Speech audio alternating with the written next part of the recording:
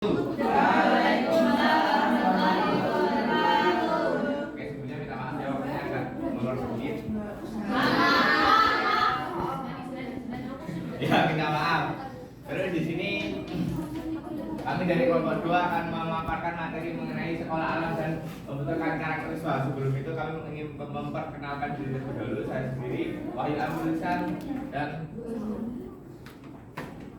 saya Nur Martuti Arusga, PPM 226. Saya Zekia Purwalo. Saya dari Panitia PPM Purwalo 11. Saya Tiket Melani NPM 041. Saya dari Jessica Yunisa PPM 010. Saya Najila Nesti NPM 016. oke, baik, terima kasih. Langsung saja mungkinnya untuk menjelaskan ke materi. Nah, ini ada poin pertama, tapi sebelum ke poin pertama ini saya mau bertanya dulu pada teman-teman semua. Apa sih yang dimaksud sekolah alam? Yuk, Sekolah sekolah di alam. karena NPM. Sekolah di alam. Kalau 25 sekolah yang belajar tentang mengenal alam dan belajar itu di lingkungan alam itu, jadi kayak nggak di kelas gitu. Oh, ya. NPM catat apanya tadi? Ya. Yuk, NPM.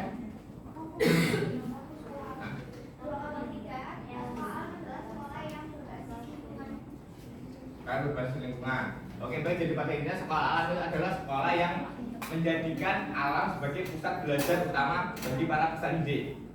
Nah, di sekolah alam ini tidak hanya menawarkan pendidikan akademis saja, tetapi di sekolah alam juga malah lebih menawarkan untuk mereka belajar cara-cara mengenal atau menghargai alam, gitu ya.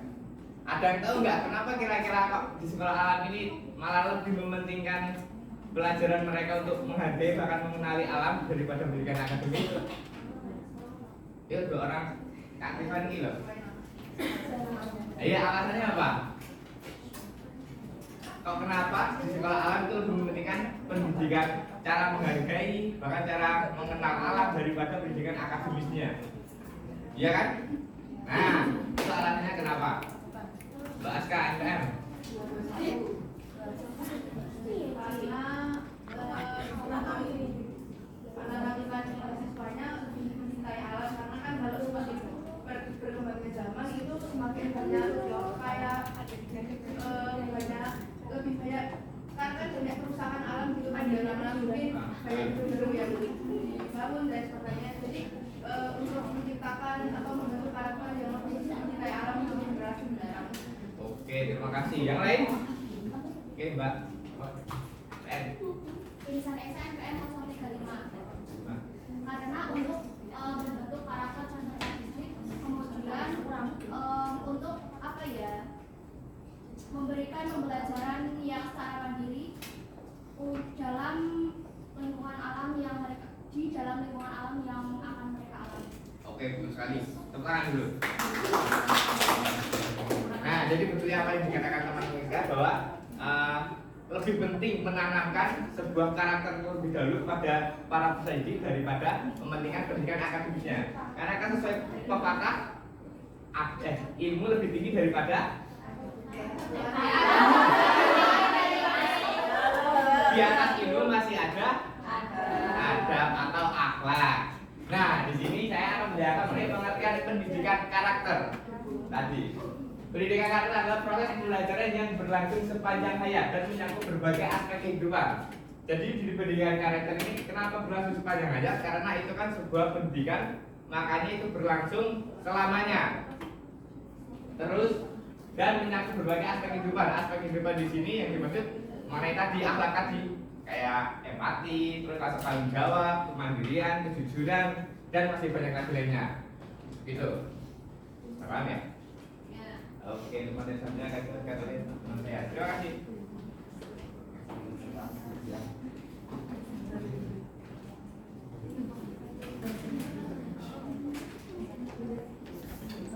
Selanjutnya itu adalah jenis karakter yang dibangun di sekolah alam. Yang pertama itu kemandirian. Nah, dengan kemandirian ini berbagai kegiatan siswa diajarkan untuk mempercayai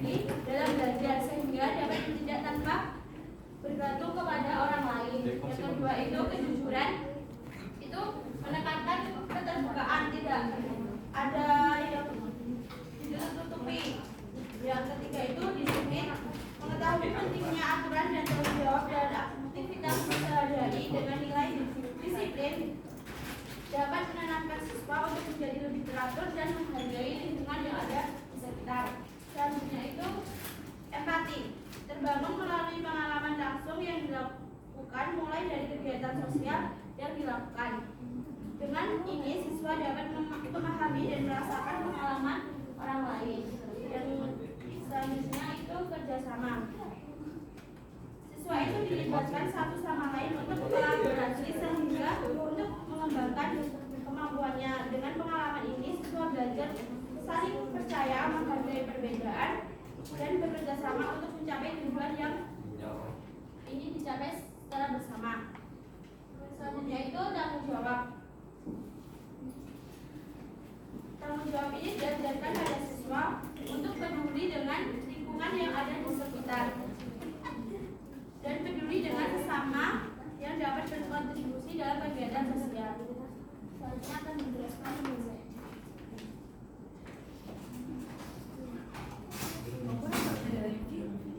Baik, selanjutnya yaitu sistem transfer nilai kepada peserta didik. Jadi sistem transfer nilai di sekolah alam yaitu keterlibatan langsung siswa dalam alam.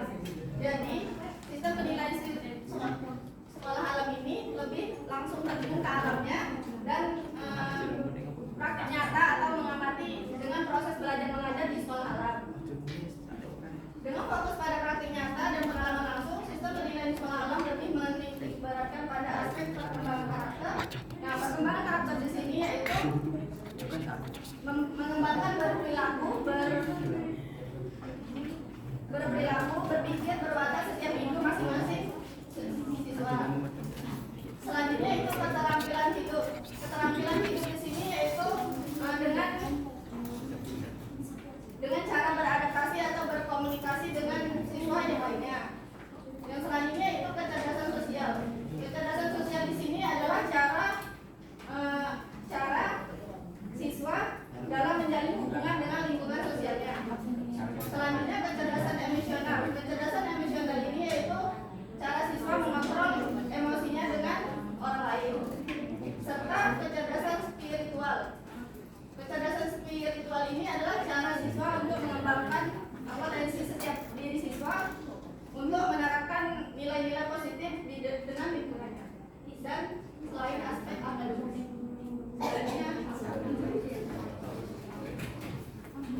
Baik, selanjutnya yaitu karakteristik sistem transfer nilai di sekolah alam. Ada 8. Yang pertama, penilaian berbasis proses. Di sekolah alam ini penilaiannya tidak hanya berfokus pada hasil akhir, tetapi lebih pada proses yang dilakukan siswa dalam belajar. Misalnya, siswa dinilai berdasarkan partisipasi mereka dalam kegiatan alam, kreativitas dalam menyelesaikan masalah, serta kemampuan belajar bekerja sama dalam kelompok. Yang kedua adalah penilaian holistik. Nah, penilaian holistik di sekolah alam ini cenderung berarti mereka menilai siswa secara keseluruhan, termasuk aspek fisik, sosial, emosional, dan spiritual. Nah, penilaian ini mencakup perkembangan kepribadian, moralitas, serta keterampilan teknis dan akademis. Yang ketiga, penilaian kontekstual. Nah, nilai-nilai yang diajarkan di sekolah alam sangat kontekstual dan terkait dengan kehidupan sehari-hari. Bisa siswa belajar tentang ekologi dengan langsung terjun ke alam, sehingga transfer nilai terkait dengan kesadaran lingkungan menjadi lebih kuat. Yang keempat, penilaian karakter. Nah, pengembangan karakter ini seperti kejujuran, tanggung jawab, kerja keras, dan kepedulian sosial menjadi fokus utama dalam sekolah alam. Nilai-nilai ini dipantau melalui observasi guru selama aktivitas sehari-hari siswa di alam. Biasanya penilaian ini bersifat kualitatif dan relatif. Yang kelima, ada portofolio dan refleksi diri. Nah, di sekolah alam ini banyak menggunakan portofolio yang berisi proyek-proyek siswa dan merefleksi diri sebagai cara untuk menilai kemajuan mereka, sehingga siswa sering diajak merefleksikan diri apa yang telah mereka pelajari baik secara akademis maupun dalam aspek perkembangan karakter. Yang keenam, ketertiban orang tua. Sekolah alam ini juga sering melibatkan orang tua dalam proses evaluasi dan penilaian. Orang tua, guru, dan siswa bisa berdiskusi bersama tentang perkembangan siswa dan area mana yang perlu diperbaiki dalam sekolah alam. Hal ini dapat menciptakan sistem penilaian yang lebih kolaboratif. Yang ketujuh, ada ujian yang fleksibel. Ujian fleksibel ini lebih kepada memastikan pemahaman konsep daripada mengukur kemampuan siswa menghafal. Ujian biasanya dilakukan dalam bentuk presentasi, simulasi proyek, atau kegiatan lapangan. Yang kedelapan, ada pengembangan nilai-nilai konservasi. Nah, sekolah alam ini mengajarkan siswa untuk memiliki kesadaran lingkungan yang tinggi. Nilai-nilai yang berhubungan dengan pelestarian alam dan keberlanjutan menjadi bagian dari kurikulum sekolah alam. Siswa belajar melalui interaksi langsung dengan lingkungan sekitar. Selanjutnya ada 4 langkah untuk membentuk pendidikan karakter peserta didik. Yang pertama ada perencanaan. Nah, pada tahap ini yang perlu dilakukan untuk menyusun rancangan perencanaan antara lain mengidentifikasi jenis-jenis kegiatan sekolah, yang kedua mengembangkan bahan ajar, juga menyusun rencana pelaksanaan kegiatan, dan membangun sarana pendukung implementasi program pendidikan karakter di sekolah. Yang kedua ada implementasi. Pada implementasi ini, pendidikan karakter terintegrasi dengan pembelajaran seluruh mata pelajaran, manajemen sekolah, dan kegiatan pengembangan siswa. Yang ketiga ada evaluasi. Evaluasi ini memperhatikan seperti kendala yang timbul selama pelaksanaan program, mengidentifikasi, mengumpulkan, menganalisis data yang ditemukan di lapangan, dan membuat rekomendasi yang relevan ke depannya, memberikan kontribusi terhadap perbaikan pelaksanaan program-program pendidikan karakter, serta memahami tingkat keberhasilan program. Dan yang terakhir ada tingkat tindak lanjut. Tindak lanjut di sini harus mencakup perbaikan dalam perancangan dan pelaksanaannya untuk menyempurnakan program, mekanisme terkait pelaksanaan program, dukungan fasilitas, sumber daya manusia, dan manajemen sekolah. Untuk selanjutnya bisa dilanjutkan lagi.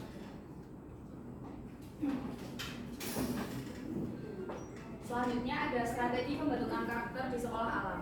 Yang pertama ada religius. Di sekolah alam, pendidikan karakter religius difokuskan melalui kegiatan sholat duha berjamaah, sholat zuhur, sholat asar, kajian Al-Quran, dan mengajarkan nilai-nilai agama seperti doa sebelum belajar. Nah, di sekolah alam itu untuk mengembangkan karakter atau membentuk karakter peserta didik itu salah satunya dengan membentuk karakter yang religius. Jadi di sana kan murid-muridnya kan macam-macam tuh agamanya. Nah, itu tuh di masing-masing agama itu pasti akan ada bimbingan sebelum pembelajaran, seperti berdoa sesuai dengan agama masing-masing. Terus ada bimbingan seperti kalau muslim ya kajian Al-Quran, kalau non muslim mungkin ada siraman rohani dan lain-lain, itu di sana tuh ada. Terus yang kedua ada toleransi. Toleransi dalam bentuk menciptakan budaya sekolah dengan saling menghormati perbedaan etnis, agama, adat, dan pendapat.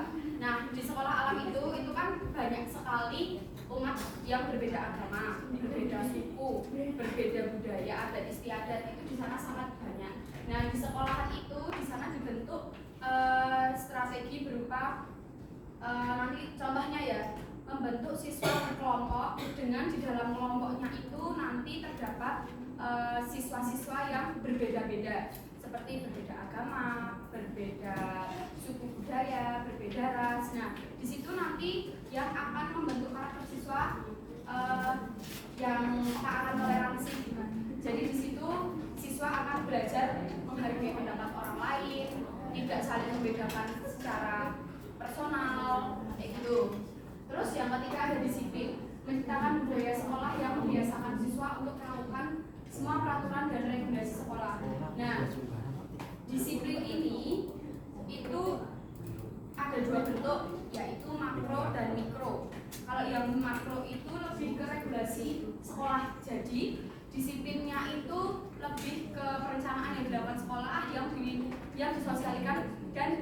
disosialisasikan kepada orang tua atau wali murid untuk membantu peserta didik dalam mendisiplinkan anak. Jadi saling kolaborasi antara pihak sekolah dan guru dan peserta wali murid gitu. Nah, terus yang mikro itu adalah kalau di sekolah-sekolah tidak usah sekolah alam, itu aja ada peraturan. Nah, di sekolah alam itu juga ada peraturan, yang itu yang disebut dengan yang mikro. Terus yang keempat ada kerja keras. Karakter pendidikan kerja keras bagi siswa dibentuk melalui aktivitas pembelajaran budaya sekolah dan kegiatan kokurikuler. Kegiatan kokurikuler itu apa, teman-teman? Kegiatan kokurikuler, ada yang tahu?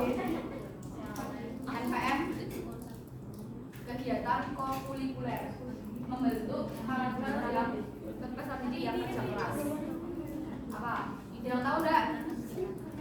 Erlinda, kegiatan kokurikuler Pendalaman materi. Pendalaman materi boleh. NPM berapa, Mbak? 0,25. Ada lagi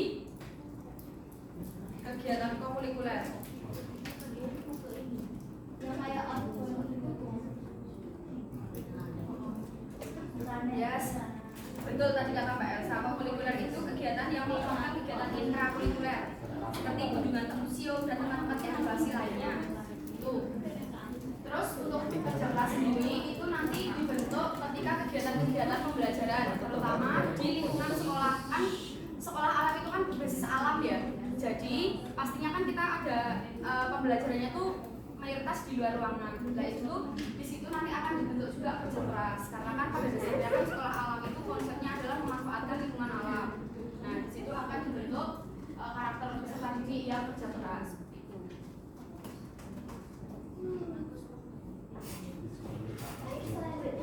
adopsi pendidikan karakter di sekolah alam. Dan adanya implementasi pendidikan karakter ini ada yang pertama pengelolaan sampah. Pengelolaan sampah ini sampah daur ulang itu seperti para siswa ini mengelompokkan sampah organik, non organik, dan anorganik. Kemudian bisa didaur ulang sesuai jenisnya. Kemudian yang kedua pemanfaatan flora dan fauna. Jadi para siswa itu mengamati flora tumbuhan ini butuhnya disirami agar bisa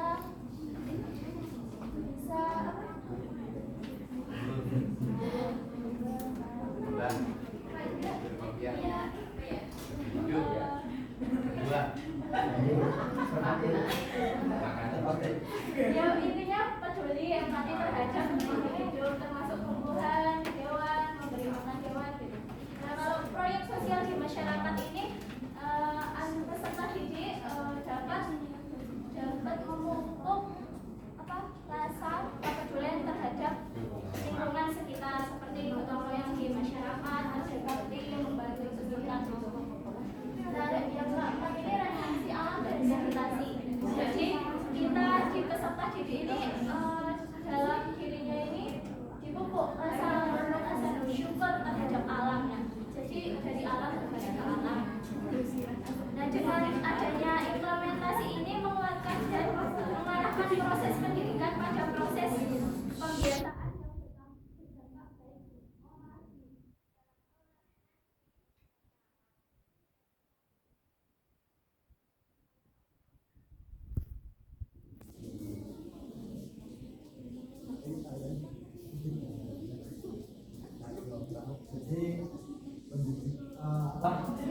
Jadi namanya pengalaman dan pembentukan karakter siswa itu adalah pembentukan karakter yang dimana sekolah alam itu mendidik pesertanya lebih fokus ke minatnya. Jadi sekolah alam kalau di keminatan anak itu adalah yang terkait dengan alam adalah menanam padi. Jadi anak itu akan fokus di dalam padi itu, menanam padi itu selama dia sekolah. Terus kurikulum yang terkait dalam sekolah alam ini itu apa ya namanya ya, kurikulumnya itu membuat adil terus dari menanam padi itu kita bisa menghubungkan dengan pelajaran dan yang lain-lain, tidak berbeda dengan kurikulum merdeka. Kurikulum soalnya dari kurikulum merdeka itu mengambil dari sekolah alam itu, dan dari kurikulum sekolah alam ini misalnya menanam padi di jarak menanam padi kan lama itu hitungannya hari. Kita mengambil matematikanya itu dari menghitung hari atau mengambil apa gitu. Kalau dari IPA-nya kita bisa mengetahui akar, daun dan bijinya. Terus apa hasilnya?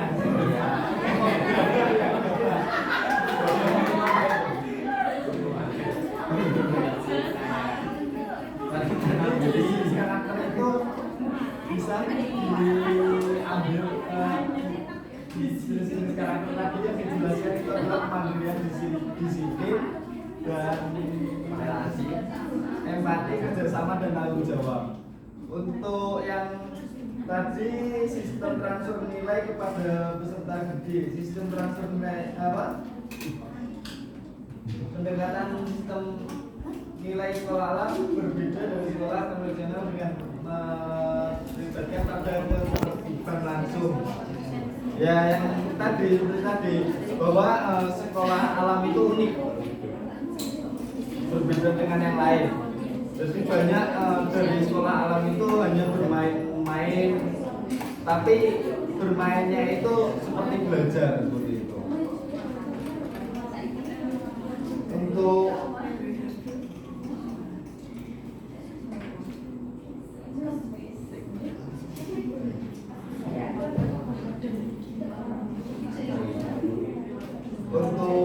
strategi pembentukan karakter di sekolah itu tadi sudah dijelaskan: religius, toleransi, disiplin, kerja keras.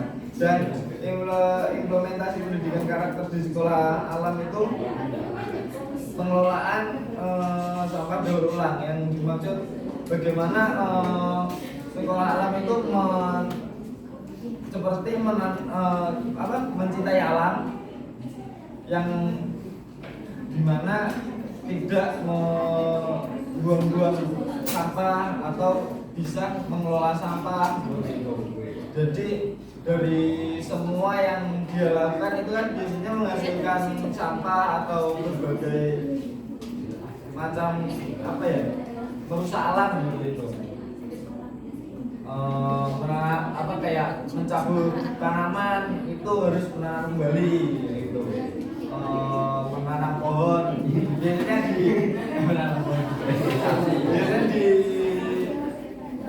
kalau orang-orang kan mencabut pohon, entah itu pohon apa dan apa gitu, nggak bertanggung jawab, kayaknya dibuang atau bagaimana, itu harusnya ditanam gitu. Itu apa ya, kalau hidup di alam itu namanya hukum alam. Pengantara pengalaman. Jadi tidak hanya fokus kepada lingkungan saja, tetapi sekolah alam itu sangat peduli dengan hewan dan manusia. Hewannya itu bisa berupa menjaga kelestarian hewan, yang dimana hewan mau bebas gitu. Jadi anak-anak juga bisa tahu, bisa belajar tentang hewan. Jadi tidak fokus hanya di padi itu, tapi fokus kepada hewan juga. Soalnya kenapa? Dari padi itu ada hama apa hamanya? Biasanya tikus atau ular atau belalang, kata.